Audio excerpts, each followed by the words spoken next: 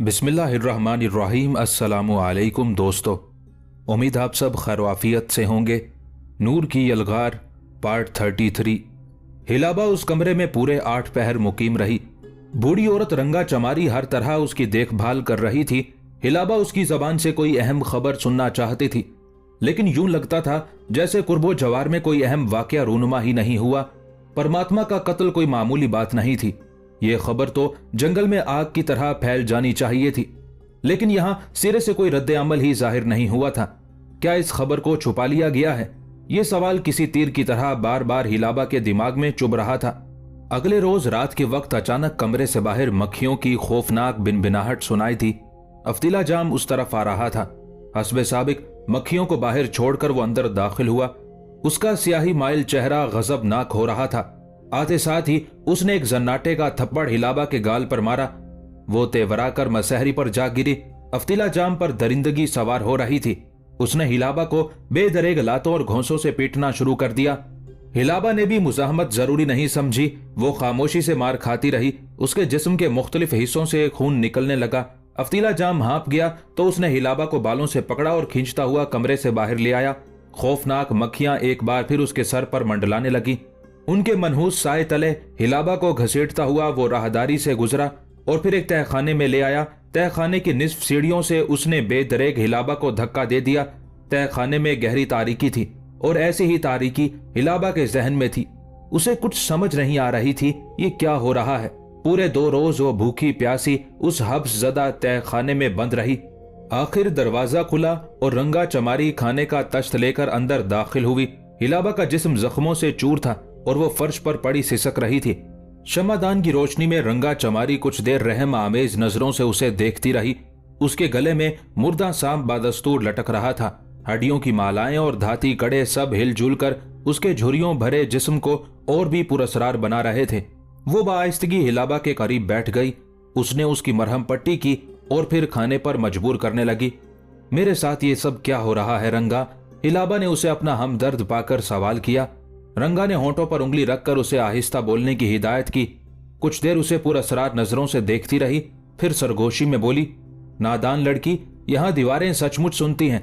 तुम पहले ही अपने लिए बहुत मुसीबतें पैदा कर चुकी हो। अपनी मौत को सहल बनाना चाहती हो तो मोहतात रहो। हिलाबा ने कहा, रंगा, मुझे मौत की परवाह है, ना अजियतनाक मौत की। मैं सिर्फ अपने इर्द गिर्द के हालात जानना चाहती हूँ। मैं परमात्मा के बारे में पूछना चाहती हूँ। रंगा ने सरगोशी की, पागल लड़की, परमात्मा से बचाने के लिए ही तो अफ्तीला जाम तुझे यहां लाया है। हिलाबा हकलाई, परमात्मा तो। रंगा उसे मलामती नजरों से घूर कर बोली, तू सचमुच बहुत बेवकूफ है। तेरा ख्याल है परमात्मा तेरे मारने से मर जाएगा? दीवानी, परमात्मा को मारने के लिए सैकड़ों मौतें भी नाकाफी हैं। वो जिंदा है और तेरे खून का प्यासा है। तू वो लड़की है जो रूए जमीन पर सबसे ज्यादा मजलूम है, इसलिए कि तुझ पर परमात्मा का गजब कहरे आसमानी बनकर टूटने वाला है। तूने अपनी दानिश्त में परमात्मा को हलाक किया और वहां से भाग आई। अफ्तीला जाम को सब मालूम है। परसों शाम उसने तुझे परमात्मा के सपुर्द करने का फैसला कर लिया था, मगर बहुत देर बेकरार रहने के बाद उसने अपना फैसला बदल लिया और तुझे मार पीट कर इस तहखाने में फेंक गया। अगर उसने तुझे परमात्मा के हवाले कर दिया होता तो न सिर्फ इस वक्त तक तू बेआबरू हो चुकी होती, बल्कि सैकड़ों बार मौत का जायका चख चुकी होती। हिलाबा ने हैरानी से ये सब कुछ सुना। वो सोचने लगी, क्या परमात्मा अभी तक जिंदा है? खोपड़ी टूटने के बावजूद, मग्ज बिखरने के बावजूद। उसने कहा, रंगा, मैं नहीं मान सकती कि परमात्मा जिंदा है। अब वो जिंदा कैसे है? रंगा चमारी कुछ देर हिरासा नजरों से उसे देखती रही, जैसे उसे कोई अजूबा समझ रही हो। फिर एक झुरझुरी लेकर बोली, हमने अपने बड़ों से सुना है, परमात्मा की आत्मा उसके शरीर से ज्यादा दूर नहीं रह सकती। उसका शरीर टुकड़े टुकड़े हो जाए तो आत्मा उसे फिर ढूंढ लेती है। जब तक सफेद महल के दरवाजे पर जीवन अग्नि रोशन है, परमात्मा जिंदा रहेगा और जीवन अग्नि के बुझने में अभी 200 बरस बाकी है। हिलाबा बूढ़ी औरत के साथ बहस में उलझना नहीं चाहती थी। उसने मौजू बदल कर पूछा, महाराज अफ्तीला जाम मुझसे ये हमदर्दी क्यों कर रहे हैं? क्या परमात्मा से बचाकर वो उसकी नाराजगी मोल नहीं ले रहे? रंगा ने कहा, तू अफ्तीला जाम के लिए बेहद कीमती है। वो तुझे जिंदा देखना चाहता है। हिलाबा की आंखें गहरी सोच में डूब गईं। रंगा चमारी बात जारी रखते हुए बोली, इससे ये मतलब ना लो कि अफ्तीला जाम तेरा खैर ख्वाह है। यहाँ कोई किसी का खैर ख्वाह नहीं, फिर वो मुझे क्यों बचा रहे हैं? रंगा चमारी बोली, तू उसकी तवील तपस्या का हासिल है। तेरी खातिर उसने एक लंबा चिल्ला काटा है। वो हर 7वें रोज अपने माबद में जाता था और सख्त मुताफिन पानी के नीचे दम रोक कर पहरों जाप करता था। वो देवताओं से तेरी तलब करता था और ये सिलसिला कई बरस से जारी था। मेरी तलब? क्यों? तू अफ्तिला जाम की ताकतों को दवाम बख्श सकती है, उसकी शक्ति को बहाल रख सकती है। उसे तेरे शरीर की जरूरत है। मेरे शरीर की? हाँ, तू उसकी जरूरत पर पूरी उतरती है। तू अरबुल नस्ल है, खूबसूरत है, तेरा रंग सफेद और बाल स्याह है, तेरे नाक की चोंच पर एक तिल है, तू कंवारी है, किसी मर्द ने कभी तेरे जिस्म को हाथ नहीं लगाया। मुझे बता, क्या मैं गलत कह रही हूं? हिलाबा खामोश रही। वो भला क्या जवाब देती? रंगा चमारी ने कहा, तुझे देवताओं ने अफ्तिला जाम के हवाले किया है, इसलिए वो तुझे खोने का तसव्वुर नहीं कर सकता। हिलाबा ने पूछा, क्या परमात्मा मुझे अफ्तिला जाम के पास रहने देगा? रंगा चमारी ने उसकी बात का कोई जवाब नहीं दिया। उसकी बूढ़ी आंखें किसी गहरी सोच में गलता थी। उसकी झुर्रियों भरे चेहरे पर अंदेशों की परछाइयां थी। वो जैसे कहीं दूर, बहुत दूर देख रही थी। फिर उसकी खोई खोई खौफजदा आवाज सुनाई दी, भगवान मेरे हाल पर कृपा करे, मुझे हादसों की बू आ रही है, शायद कुछ होने वाला है। मंजर परमात्मा के महल का था। बुलंदो बाला छत वाले एक अजीमुशान कमरे में ऊंचे चबूतरे पर एक जरनिगार कुर्सी रखी थी। कुर्सी पर जो अधेड़ उम्र शख्स विराजमान था, उसका नाम रोबल कुमार था। रोबल कुमार परमात्मा का नाइब समझा जाता था। बाज लोगों का ख्याल था कि उसके मुंह में परमात्मा की जबान है और जो कुछ वो कहता है वही परमात्मा की आवाज होती है। एक जर्दपोश अंदर दाखिल हुआ और उसने कुर्निश बजाकर रोबल कुमार को किसी की आमद की इत्तला दी। रोबल कुमार अपनी जगह से खड़ा हो गया। उस वक्त कमरे के दरवाजे से बाहर मक्खियों की खौफनाक भिनभिनाहट सुनाई थी। फिर अफ्तिला जाम बारोब अंदाज में चलता अंदर दाखिल हुआ। उसके अकब में 2 चेले मुअद्दब अंदाज में चल रहे थे। अफ्तिला जाम मक्खियां बाहर ही छोड़ आया था। रोबल कुमार ने जल्दी से आगे बढ़कर अफ्तिला जाम का इस्तकबाल किया और फिर उसे चबूतरे पर ले जाकर अपने बराबर बिठाया। अफ्तिला जाम ने किसी तमहीद के बगैर कहा, रोबल कुमार, मैं यहाँ अपनी तलबी का मकसद जानना चाहता हूँ। रोबल कुमार ने नौखेज खादिमाओं को इशारा किया। उन्होंने आगे बढ़कर 2 खूबसूरत जाम अफ्तिला जाम और रोबल कुमार के आगे रख दिए। उन जामों में कोई नफीस सुर्ख मशरूब हलकोरे ले रहा था। रोबल कुमार ने कहा, महाराज, मैंने एक अहम मामले के लिए आपको जहमत दी है। इस सिलसिले में आप ही हमारी मदद कर सकते हैं। अफ्तिला जाम ने कहा, रोबल कुमार, मुझे तवील बात पसंद नहीं, मैं तुम्हारा असल मौजू जानना चाहता हूँ। रोबल की पेशानी पर नागवारी की एक शिकन उभर कर गायब हो गई। उसने सुर्ख मशरूब की चुस्की लेते हुए कहा, महाराज, बात दरअसल यह है कि आज से 4 रोज पहले लाजवाल परमात्मा के हजलाए आरूसी में जो 7वीं दुल्हन पहुंची थी, वो गायब हो गई है। अफ्तिला जाम खामोशी से रोबल कुमार की तरफ देखता रहा। यह गुफ्तगू तखलिये में हो रही थी। खुद्दाम कमरे से बाहर जा चुके थे। रोबल कुमार ने सिलसिला कलाम जोड़ते हुए कहा, वो एक बेहद खतरनाक औरत है। मेरी इत्तला के मुताबिक उस औरत का ताल्लुक उन मुसलमान कैदियों में से है जो कुछ हफ्ते पहले राय मनोहर चंद की कैद से फरार हुए थे। उस औरत की दीदा दलेरी और बेजिगरी का सबूत इससे बढ़कर और क्या होगा कि वो एक बुरे इरादे से तन्हे तन्हा लाजवाल परमात्मा तक पहुंचने में कामयाब हुई। लाजवाल परमात्मा बहर सूरत उसकी गिरफ्तारी चाहते हैं। अफ्तिला जाम एक लंबी सी हूं करके रह गया। रोबल कुमार ने कहा, लाजवाल परमात्मा की ख्वाहिश है कि आप अपनी शक्ति को हरकत में लाएं और उस 7वीं दुल्हन को तलाश करें। वैसे एक बात का हमें यकीन है, 7वीं दुल्हन अभी तक इस तारीख जंगल से बाहर नहीं गई। अफ्तिला जाम ने तलखी से कहा, जब तुम्हें इतना यकीन है कि वो तारीख जंगल से बाहर नहीं गई, तो फिर खुद ही उसे ढूंढ क्यों नहीं लेते? अफ्तिला जाम के अंदाज ने रोबल कुमार को चौंका दिया। वो बोला, आपका मतलब यह है कि वो तारीख जंगल से निकल चुकी है? अफ्तिला जाम ने कहा, मैं इस मौके पर विश्वास से कुछ नहीं कह सकता। इसके लिए मुझे आधी रात के बाद एक पहर के लिए ध्यान करना होगा। वैसे मेरा कियास है कि तुम 7वीं दुल्हन को खो चुके हो। रोबल कुमार बेकरारी से बोला, ऐसा मत कहिए महाराज, लाजवाल परमात्मा का गजब सबको जलाकर राख कर डालेगा। मैंने सुना है कि परमात्मा बेहद गुस्से में है। शायद ही कभी किसी ने उन्हें इतना बरहम देखा हो। परमात्मा के गैजो गजब का सुनकर अफ्तिला जाम के चेहरे पर एक रंग सा आकर गुजर गया। बहर तौर उसने फौरन ही खुद पर काबू पाया और ठहरे हुए लहजे में बोला, ठीक है रोबल कुमार, मैं आज रात ध्यान करके कुछ पता चलाऊंगा। अगर वो लड़की इस जंगल में है तो उसे पकड़ना ज्यादा कठिन नहीं होगा। कुछ देर रोबेल कुमार के साथ मसरूफे गुफ्तगू रहने के बाद अफ्तीला जाम वहां से उठ गया। जो ही वो कमरे से निकला, मक्खियां उसके सर पर मंडलाने लगी। वो उन्हें जिलों में लेता हुआ महल से बाहर निकल आया। दोनों चेले मौत दबाना पीछे आ रहे थे। अफ्तीला जाम अपने ख्यालों में डूबा गिरदो पेश से बेखबर बढ़ा चला जा रहा था। उसे रोबेल कुमार कभी अच्छा नहीं लगा था। अगर वो लाजवाल परमात्मा का तर्जमान ना होता तो शायद अफ्तीला जाम कब का उसे मलिया मेट कर चुका होता। रोबेल कुमार की सबसे बड़ी खामी यह थी कि वो अपनी हद से तजावुज करता था। उसे सबसे बड़ा घमंड यह था कि परमात्मा के अहकाम उसकी जबान से दूसरों तक पहुंचते हैं। हालांकि अफ्तीला जाम जानता था परमात्मा खुद कभी रोबेल कुमार से मुखातिब नहीं हुआ। उनके दरमियान कोई तीसरा शख्स भी था और वही रोबेल कुमार को परमात्मा की हिदायत से आगाह करता था। इसके अलावा रोबेल कुमार उस रियासत का वो वाहिद शख्स था जो अफ्तीला जाम की पुरअसरार कुव्वतों के बारे में अपने शुबहे का इजहार करता था। ये इजहार उसने कभी बरमला या खुलेआम नहीं किया और ना ही वो इतनी जुर्रत रखता था, मगर उसकी आंखों ने अफ्तीला जाम को बारहा ये एहसास दिलाया था कि रोबेल कुमार दिल से उसकी अजमतों का कायल नहीं। अफ्तीला जाम उन्हीं सोचों में गुम अपने मरमरी महल में पहुंचा। बुढ़िया रंगा चमारी से दरवाजे पर ही मुलाकात हो गई। वो कुछ परेशान नजर आ रही थी। उसने कहा, महाराज, अभी परमात्मा के महल से 3 मुहाफिज पहुंचे थे, आपका पूछ रहे थे। मैंने कहा वो अभी महल ही की तरफ गए हैं। पूछने लगे कि घर में महाराज का कोई मेहमान तो नहीं ठहरा हुआ। मैंने इनकार में जवाब दिया। उनकी बातों से शुबह की बू आ रही थी। मैं बड़ी मुश्किल से उन्हें टाल सकी हूं। अफ्तीला जाम की सांवली पेशानी पर सोच की गहरी लकीरें फैल गई। वो सोचने लगा, कहीं ऐसा तो नहीं कि रोबेल कुमार को किसी तरह का शक पड़ गया हो। शायद उसने मुझे महल में इसीलिए बुलाया था कि मेरे बाद मेरे घर आदमी भेजकर रंगा चमारी से तफ्शीश कर सके। ये सोचते ही अफ्तीला जाम की आंखें गुस्से से सुर्ख हो गईं। रोबेल कुमार का लंबूतरा चेहरा उसकी निगाहों में घूमने लगा। जबड़े भींचकर वो अंदर दाखिल हुआ, फिर मुख्तलिफ राहदारियों और गुलाम गर्दिशों से गुजरकर उस तहखाने में पहुंचा जहां उसने 3 रोज पहले हिलाबा को कैद किया था। उसने एक मशल जलाई और सीढ़ियां उतरकर अंदर पहुंच गया। हिलाबा ओढ़नी से सर मुंह लपेटे फर्श के एक साफ टुकड़े पर नमाज पढ़ रही थी।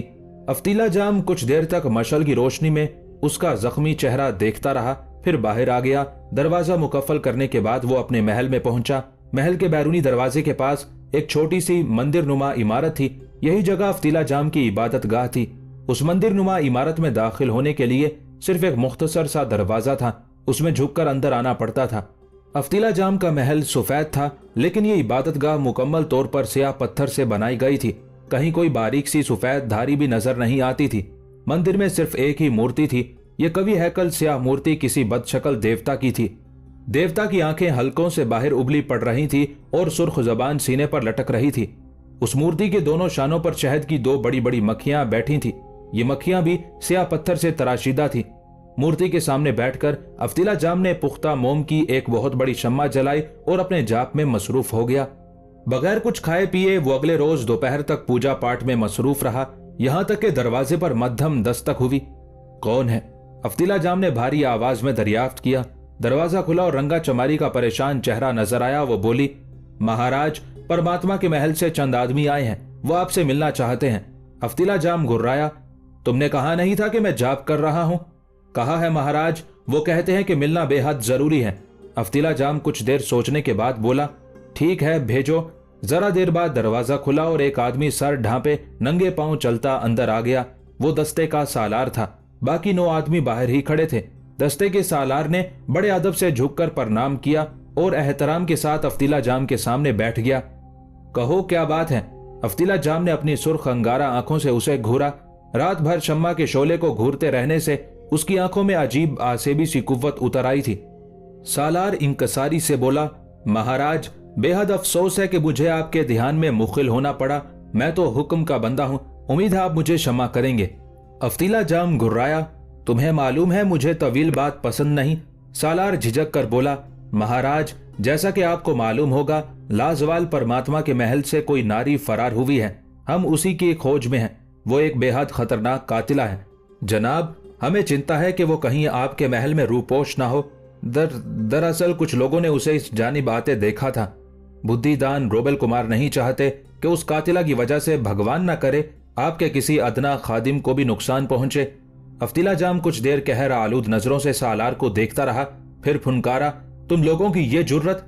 ये जुर्रत के मेरे घर की तलाशी लो, भगवान की मार से डरो, मूर्खो, डरो भगवान की मार से, चले जाओ यहां से वरना भस्म हो जाओगे। और उस रोबल कुमार से भी कह देना, राम के भक्तों को छेड़ना अच्छा नहीं होता। कुछ भी करने से पहले वो लाजवाल परमात्मा की आज्ञा जरूर ले ले। ये ना हो कि लाजवाल परमात्मा को खबर होने तक उसका नामो निशान मिट जाए। दस्ताए सालार साहिर आजम का गजब देखकर सहम गया। वो कांपता हुआ उठा और हाथ जोड़कर उल्टे पांव बाहर निकल गया। दरवाजे पर पहुंचकर उसने एक बार फिर प्रणाम किया और अपने साथियों को लेकर नजरों से ओझल हो गया।